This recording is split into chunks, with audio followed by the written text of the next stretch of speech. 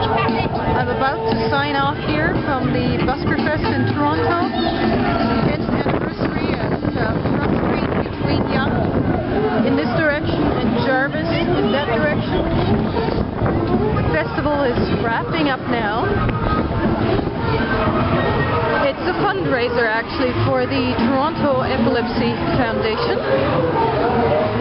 There are people at the entrance barriers basically encouraging people to give a voluntary donation. It's a great cause. The event is sponsored by Scotiabank, one of Canada's largest banks, and includes street performers, and a large variety of them, I might add.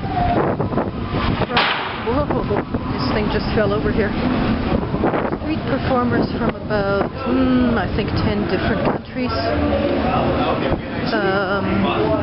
Canada, US, Great Britain, Germany, Portugal, Japan, Australia, New Zealand. And I'm just taking a little walk up here from Front Street to Queen Street.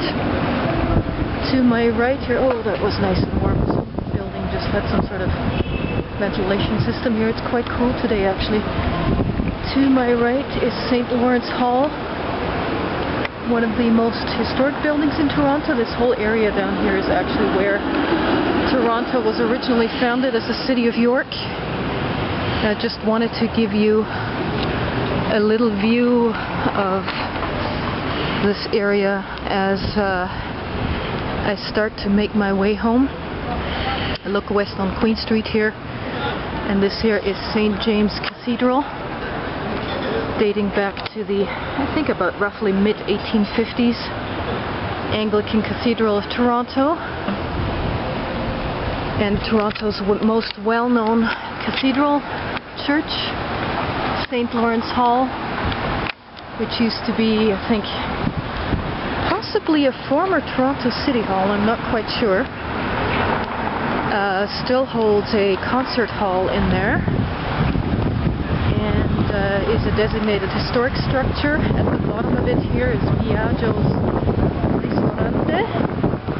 Very nice looking restaurant, classy looking. And here, this is also part of Viaggio Ristorante.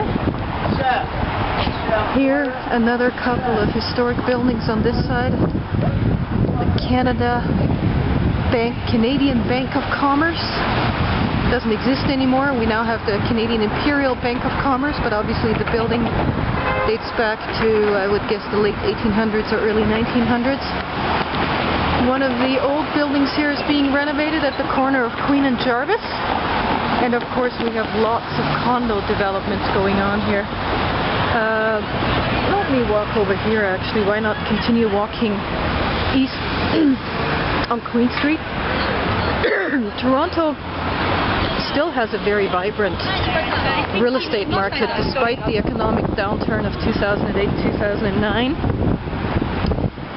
And I think our real estate prices overall have dropped by about 10% and have bottomed out now and are seemingly starting to go back up again.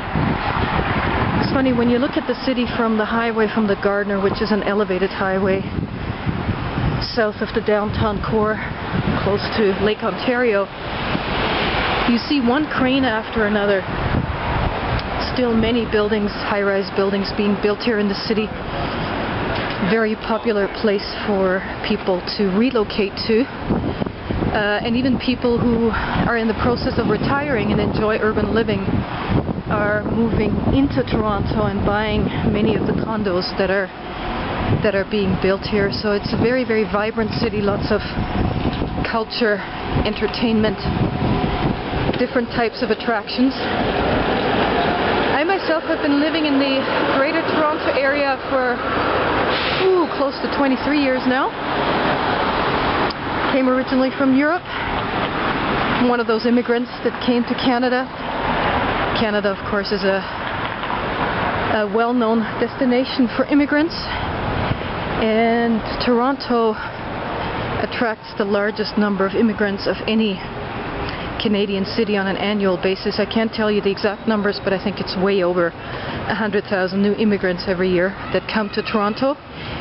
These days mostly from countries like South Asia, India, Pakistan, Sri Lanka, also many immigrants from China and other East Asian countries, immigrants from Africa, Eastern European immigrants. Not as many Western European immigrants anymore, which used to be the traditional immigrant basis here in Toronto.